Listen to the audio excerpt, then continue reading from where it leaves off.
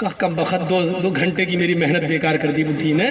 हमें क्या मालूम खोदा पहाड़ निकली चुईया। तो लड़के को भी गुस्सा आया, कहने लगा अरे अम्मा हम अपने लिए नहीं अपने अब्बा के लिए ढूंढ रहे थे। सोचा कुछ तो कह दूं इस बुढ़िया को, इस उम्र में तो इतना खूबसूरत बुर्का पहन के जा रही है, फूल सजे हुए। लड़का सोचने लगा जब बुर्का इतना खूबसूरत है तो बुर्के वाली कितनी खूबसूरत होगी, लगा उसका पीछा करते हैं। लक्ष्मण ने अपनी भाभी का चेहरा नहीं देखा। हर पढ़िए हदीस, अल्लाह के रसूल, या रसूल अल्लाह, अल्लाह के नबी देवर के बारे में आपका क्या ख्याल है? क्या मैं देवर से पर्दा करूं? एक ही घर में होते हैं, देवर और जेठ का आना जाना रहता है, हमारे अपने रिश्तेदारों का आना जाना रहता है। अल्लाह के नबी क्या मैं देवर से भी पर्दा करूं? अल्लाह के नबी का जवाब ये था, हाँ दूसरों से पर्दे में कुछ कमी हो जाए तो चलेगा, दूसरों से पर्दे में कोई कमी हो जाए तो चलेगी, लेकिन देवर से पर्दे में कमी नहीं होनी चाहिए।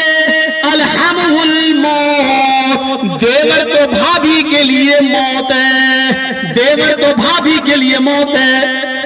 जिस देवर से सबसे ज्यादा पर्दा है, आज हमारी औरतें, हमारी माँ बहनें देवर से ही सबसे ज्यादा खुली होती हैं। जो मजाक शौहर से भी नहीं करती वो देवर से कर लेती हैं।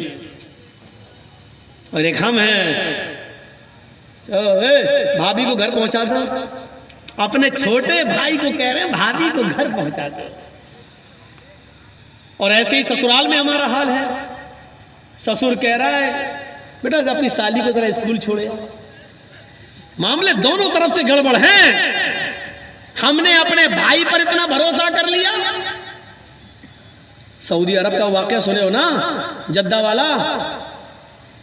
एक औरत बेचारी दर्द से कराह रही थी, दर्द से, और जद्दा के टैक्सी ड्राइवर बेचारा, उसको कोई कस्टमर नहीं मिला तो वो रुमाल मुंह पे डाल के लेटा हुआ था। जल्दी से औरत आई उसके पास, देखिए मुझे दर्द से हो रहा है, बच्चे की पैदाइश की तकलीफ, जरा कोई करीब के हॉस्पिटल में लेके चलो, मुझे जल्दी से इलाज के लिए जाना है। ड्राइवर ने देखा, टैक्सी ड्राइवर ने, उसने कहा भाई औरत परेशान है, पेट बड़ा। उसने जल्दी से टैक्सी खोली, और बहन बैठो, उसने जल्दी से बिठाया और चल दिया। जद्दा के हॉस्पिटल में लेके पहुंचा और उसमें एंट्री होती है, तुम लेके आए हो? हाँ, लिख दिया। अब ये बैठा है कि जल्दी से वो चेकअप करा के आए, तब हमें पैसा दे। जितना हुआ मेरे रियाल, उधर पता चला साहब उसको एडमिट कर लिया गया है, अभी वो 2-3 दिन रहेगी, आप उसके साथ आए हैं? इसने कहा जी। कहा ठीक है, उसको एडमिट कर लिया गया है। और उसने सोचा कि चलो हम चलें, 1-2 दिन के बाद आऊँगा, देख लूँगा अगर बच्चा अच्छा पैदा, अभी इतनी जल्दी छुट्टी थोड़ी हो जाएगी, डिलीवरी का मामला है, जब गुजरूँगा तब ले लूँगा पैसा। ऐसा वो चला गया। ये घर में जैसे ही लेटा, ईशा के बाद सोया, फजर की नमाज जमात के साथ पढ़ने जाता था और फजर के बाद टैक्सी चलाता था। फजर की नमाज पढ़ के जैसे ही घर आया, इसकी बीवी ब्रेड और आमलेट बना के लाई। टेलीफोन की घंटी बजने लगी इसके घर पर, क्योंकि जब रजिस्टर पे जब इसने औरत को छोड़ा तो अपने घर का मोबाइल फोन और नंबर सब लिख दिया था। फोन फला बोल रहे हो जी? भोपाल के रहने वाले थे ये लोग, टैक्सी चलाते थे 20 साल से सऊदी अरब में, जद्दा में। अच्छा तुम अपने घर पे आराम कर रहे हो? का क्या हुआ? अरे कल तुम अपनी बीवी को हॉस्पिटल में छोड़ के गए हो ना, बच्चा हुआ है लड़का, आओ और अपनी बीवी को लेके जाओ यहां से। कहता है डॉक्टर दिमाग तुम्हारा ठीक है? बीवी? अच्छा वो ये फोन मैंने उठाया, कहीं मेरी बीवी ने उठाया हुआ होता तो कयामत आज ही आ गई होती। कहा आ रहे हो या मैं पुलिस भेजूं तुम्हारे घर? जिस औरत को यहाँ एडमिट कराने आए हो उसने कहा वही मेरा शौहर था जो यहाँ छोड़ के गया है। मैं आ रहा हूँ, तेरा सत्यानाश जा चुड़ैल डाइन। उसने टैक्सी चलाई और थर्र से चलाता हुआ चला गया। कहने लगा क्या बदतमीजी है? उसने कहा तुम मुझे छोड़ के चले गए, तुम्हें शर्म नहीं आई? मैं कितनी परेशान था। रोना शुरू कर दिया। औरत के आंसुओं में भी बड़ी ताकत होती है। वो कहने लगा ये क्या बदतमीजी है? डॉक्टर साहब ये मेरी बीवी नहीं है। डॉक्टर साहब नोक झोंक तो सब घरों में हो जाती है, थोड़ी सी लड़ाई हो गई, हमें यहाँ छोड़ के चला गया। नहीं ये बेटा अरे मेरा नहीं है। चलो अपने घर के झगड़े अपने घर पे खत्म करो, चलो। उसने कहा ऐसा है चेकअप कर लो। चेकअप कहा डीएनए टेस्ट करे। ये लड़का आदमी तैयार, कहने लगा ठीक है मैं डीएनए टेस्ट करूंगा।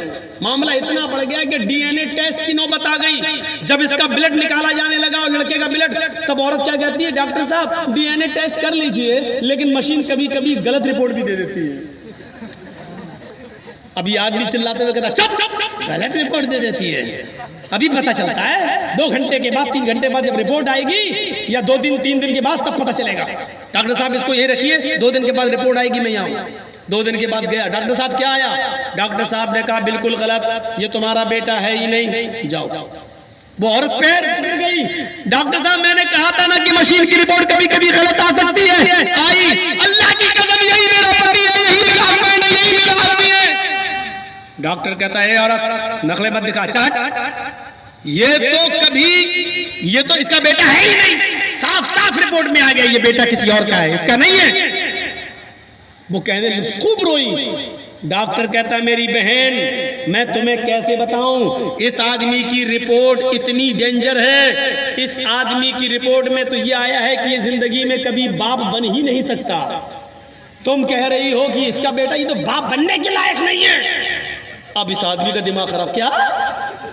क्या कह रहे हो डॉक्टर? कहा तुम बाप नहीं बन सकते हो। भाई सॉरी, रिपोर्ट में, हे डॉक्टर मेरे 6 बच्चे हैं, तू कह रहा बाप नहीं बन सकते? डॉक्टर बड़ा परेशान। डॉक्टर कहता है ऐसा केस मेरी जिंदगी में पहली बार आया है। अब औरत कहती देखो मैंने कहा था ना कि रिपोर्ट कभी कभी गलत हो जाती है। ये आदमी बोला चुप चुप चुप, ये रिपोर्ट तो सही है कि ये बच्चा मेरा नहीं है, लेकिन ये रिपोर्ट गलत है कि मैं बाप नहीं बन सकता। दोबारा करो। डॉक्टर ने फाइल फेंकी, भाग, तेरा दिमाग खराब करके रख दिया तुम लोगों ने, जाइए बेटा तुम्हारा नहीं है, जा पता लगा। अब वो फाइल उठाई और टैक्सी में रखा और चलने लगा। बाप नहीं बन सकता, बड़बड़ाता हुआ जा रहा है। फिर सोचता है जमील साहब अगर ये रिपोर्ट सही है तो पता लगाओ ये खेत कौन जोत रहा है, ये बच्चे हैं किसके। सीधे घर में घुसा, टैक्सी लेके आया, मारी दरवाजे पे लात। बीवी कहती इतने गुस्से में दरवाजा खोला, उठाई चप्पल अपने पैर की 15-20 पहले मार दी। तुम तो रोज इज्जत करते थे, आज क्या हो गया तुम्हें? कस्टमर नहीं मिले, पैसेंजर नहीं मिले तो उसका गुस्सा मेरे ऊपर क्यों उतार रहे हो? कस्टमर का गुस्सा नहीं उतार रहा हूं, पहले ये बता कि ये 6 बच्चे किसके हैं। औरत कहती है आपको क्या हो गया? पूरी जिंदगी अमानतदारी के साथ में चली आपके साथ, और आपने कभी हाथ नहीं उठाया, और आज के बच्चे किसके? फिर बता रही कि नहीं बता रही? तेरा झूठ छुप नहीं सकता, पता चल चुका है मुझे। ये मेरी रिपोर्ट कहती है कि मैं बाप नहीं बन सकता। ये बता कि बच्चे किसके, जो मारो नहीं मैं बता रही हूँ। का क्या का गुस्सा ठंडा करो, अब वो तो हो ही जाएगा, पहले बता। कहा कि आप का भाई भी रहता है ना यहाँ, आप रात में टैक्सी चलाते हैं, दिन में वो रात में चलाता है। मतलब आप जब दिन में टैक्सी चलाते हैं तो वो रात में टैक्सी चलाकर घर में आ जाता है, फिर वो दिन भर घर में रहता है। और जब आप रात में घर पे आते हैं सोने के लिए तो वो रात में टैक्सी चलाने के लिए चला जाता है। आपकी ड्यूटी दिन की है, उसकी रात की है। मेरे शौहर गुस्सा मत होइए, ये बच्चे उसी के हैं, क्योंकि मुझे उम्मीद थी कि तुम बाप नहीं बन पाओ। कहा कि भी यहाँ तेरा क्या, यहाँ तो सीधे गर्दन कटेगी तेरी, कत्ल। उसने उसी वक्त टिकट बनवाए और वापस भोपाल में आया और अपनी बीवी को तलाक दिया। और इद्दत गुजारने के बाद कहा छोटे भाई से, जब छोटे भाई ने ही मेरे पेट में छुरी भोंक दी, और जब बच्चे ही तुम्हारे हैं तो बेहतर यह है कि तुम ही इस औरत को अपने निकाह में रखो, मैंने इसको तलाक दे दी है। बड़े भाई की बीवी को कौन संभाल रहा था? छोटा भाई, देवर। अब ईमानदारी के साथ बताओ ये हदीस कैसी लग रही है? अरअयतल हम्व या रसूलल्लाह, अल्लाह के रसूल क्या देवर से भी पर्दा करूं? अल्लाह के नबी ने कहा हम्वुल मौत, देवर तो मौत है भाभी के लिए। औरों से थोड़ी बहुत पर्दे में कमी हो जाए तो चलेगी, लेकिन देवर तो हर वक्त वहीं रहता, आना जाना। देवर भाभी के लिए मौत है। बंगाल वालों सुन लो,